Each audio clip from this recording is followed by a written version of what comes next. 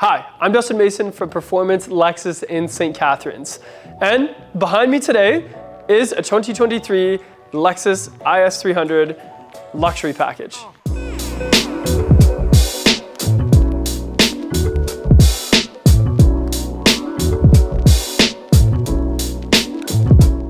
But before we get into that, make sure you like and subscribe, and feel free to comment on any of the videos. I always try to get back to the comments. I might not get back to all of them, but I am going to try, and let us know if there's any videos you would like to see. But let's get right into it. So this is the 2023 Lexus IS 300, and it is in the luxury package in this gorgeous blue color, as you can see. And the luxury package maybe is a little bit less common versus like the sport packages for the IS, but we're gonna review it anyway. So taking a look at that design language of the front grille, it's not quite the same spindle grille as the F Sports. There are some differences. This one kind of reminds me of like razor wire, you know, instead of barbed wire. I know that's a little dramatic when talking about car parts, but you'll see what I mean there. We have these little, you know, thin but wide areas conjoined by the spindle, and it's a little more subtle than the more aggressive F Sport spindle. So that's really nice. We have it complemented by some very mirrored chrome finishes just on the sides and a little bit of the bottom, nothing on the top. And that really shows a very big front grille on the IS, even though the front end of the IS is actually kind of small. So it is a little bit of an illusion there, but it looks really well, and it hides things underneath like the support beam going across, or, you know, parking sensors, stuff like that.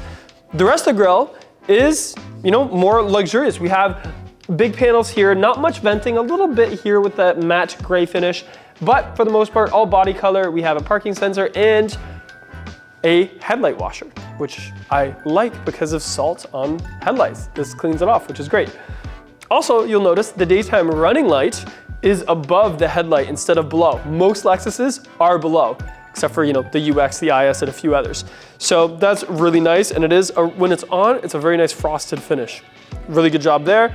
Underneath on this package, we have a single LED headlight, but on other ones, some of the, you know, if you looked at like an IS 350 fully loaded, you would see a triple beam, which is really nice. But on this one, it's the single one, and it's still really great at night, just a little bit different in styling. In terms of body lines, on the hood, we have a really nice line here that kind of creates a little bit of a visual reminder for the driver to see that hood a little bit, and then tapers off into the really, you know, slanted front end. Some colors you can see this more on. The silver, you can really see it. Anything with a high metallic, you can see it, but on, you know, this color, on the black, it doesn't stick out as much, so I wanted to point it out to you there. But for the side, so on the luxury package, we have this multi-spoke wheel. It's kind of like a silver with, you know, not a whole lot of metallic to it, more of a gloss silver. And on the blue, it looks great. I really like the way they did it. At first, I thought with a light blue color, I would like a darker wheel like we see in the ES F Sport and, you know, F Sport design.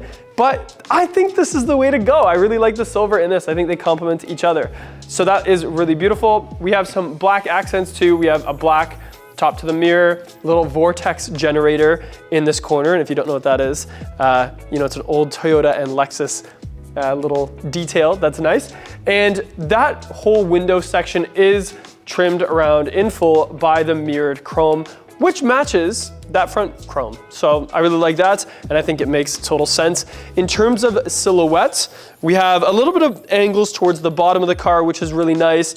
A little bit of flowy, you know, roundish curves to the top, and then that roof line does really taper off quite quickly because of it is a shorter wheelbase, so they need to get that height for the passengers and then bring it back down. And you'll notice, even on the back door, it's all contained. You know, that window trim is all contained on the door and doesn't overflow onto that rear quarter panel. Speaking of that rear quarter panel, there is a really nice curvy line at the top here, kind of turns into a shelf and then rounds down, and it makes the back end of the IS feel and look, you know, really big. A lot bigger than it is, because it is quite the small sedan. Let's look at the back end. And for that, I need to turn on the taillights for you because they are super sharp. So what I mean by super sharp is that taillight actually does look kind of sharp. I think it was supposed to look like Samurai Sword, some homage to some Japanese history there, and it does follow, you know, from one end all the way to the other. Very happy to see this in the Lexus lineup. We see it on the UX, we see sort of a version of this on the LX, for instance, and I really like it. I think in traffic, when you're far back from the car, which is something I always think about taillights, is this is how all the people behind me are gonna see me, and it does, you know, capture your attention. The rest of it, we do have a big flat place here at the top of the boot, at the top of the trunk, and then it, you know, tapers, or it kind of cliffs off very sharp. And then down here we have a little bit of a matte gray finish. I'm not sure why they didn't do body color. Maybe it's to protect from stone chips or something, but I was surprised at that because it is, you know, kind of just a soft plastic there, but I don't see many of them come back with any damage or scratches, so there must be a reason. Also, we have exposed exhaust tips, and if you haven't heard, there is an F-Sport exhaust accessory you can buy. It is a little on the pricey side, but it sounds amazing and it looks really good too. So that could be something you can get right from Lexus if you're interested in the IS and making it sound a little nicer. In terms of the trunk, it's not super huge because this is still kind of a small car, but you could definitely fit at least one golf bag in there, maybe a few other things, and the back seats fold down, 60-40 split. So if you did have to have two golf bags, you could just, or cart, you could just fold down those rear seats and sort of just, you know, have them all angled towards the front. But other than that, it's nothing too crazy. Again, the IS, when it was designed, was sort of supposed to be, you know, a coupe with 4 doors. So kind of like a Grand Coupe, I guess you could say. So the backseat isn't, or sorry, the trunk is not supposed to be very big. So that sport design of the exterior of the IS flows right into the cabin here. It is quite dark, I will say that. All of the accents are, you know, dark grays or blacks with a little bit of piano black, gloss black areas. There is a few, you know, more grayish type accents, but for the most part, it is very dark in here. You can get this with a lighter interior, but this one is the black one. In terms of layout, everything is very close to you. And a lot of people like that in a car where, you know, everything feels like it's right there on you. You're not super spaced out. It's comfy. It's like a hug. And that's exactly what the IS does. We do have, you know, the Lexus touchpad here and also a touch screen, which is nice. You can choose between the two of those. We have beside that a little bit of a selector knob with, you know, a snow mode, sport mode, eco mode, all that stuff. Heated and cooled seats, heated steering wheel, all above the shifter, which when you're in drive, it is super easy to access that stuff. And the climate control in the IS is one of my favorites. I don't know why, but you know, you could just slide your hand up and down on this little bar that's there to set that auto climate control temperature. It's one of the only cars in the lineup that has it, and they've retained it over many years. It's cool.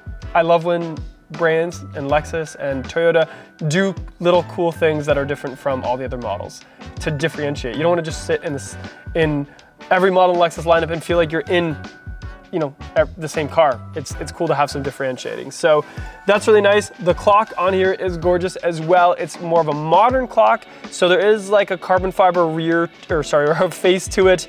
It is really well backlit, which is nice. And overall just kind of goes off that sporty vibe. This particular one, for the gauge cluster, has a speedometer and a tachometer and then a little TFT screen in the center. The sport model has the LFA inspired cluster, which is really nice. You can move over mechanically the gauges, customize them a little bit in the sport models, and I've always really been a big fan of that. But overall, I still have lots of space in here. I'm 6'1". As a driver, I think it would be really fun. It hugs you, so you want to drive a little bit more spirited without sliding all over the place. And there's another thing about the interior, is a lot of people talk about the hump that the IS has where your leg goes. I don't know if it's just how my leg, the size of my leg, I don't notice it at all.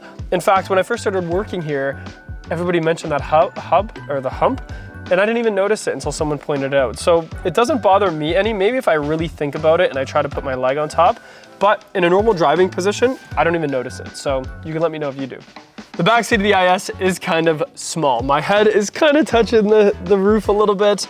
The front seat is kind of touching my legs a little bit.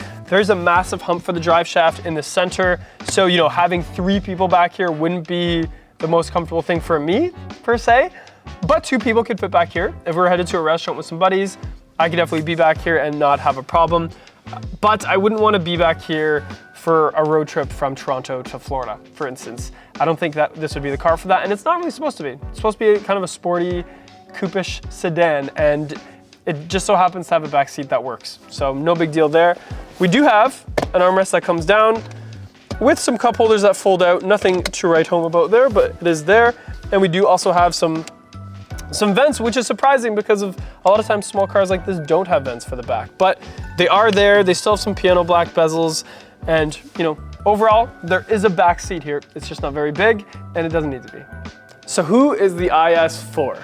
Someone who wants to have a smile on the face every day when they drive to work and wants that spirited drive with amazing handling, a low center of gravity, an all-wheel drive powertrain with a true V6. And I think the most important part about this car is I don't know how many more years left we have of cars like this. With the way the industry is going, electric cars, smaller 4-cylinder engines, better fuel economy, I don't know, you know, when this is gonna stop, but for right now, I would get your hands on it if you've always wanted an IS, because it still has a little bit of that true driving feel. It's still luxurious enough that it's smooth to drive to work every single day and won't break the bank in terms of price. So thank you for watching. I'm Dustin Mason at Performance Lexus in St. Catharines. Remember, we are a real dealership, so if you like this car and you want to take one for a spin, or any of the other stuff in the Lexus lineup or on our pre-owned section, feel free to reach out or come on down to St. Catharines, and make sure you like, subscribe, send me a comment, let me know what kind of videos you guys want to see, and I'll continue to do this as long as I can. Thanks for watching.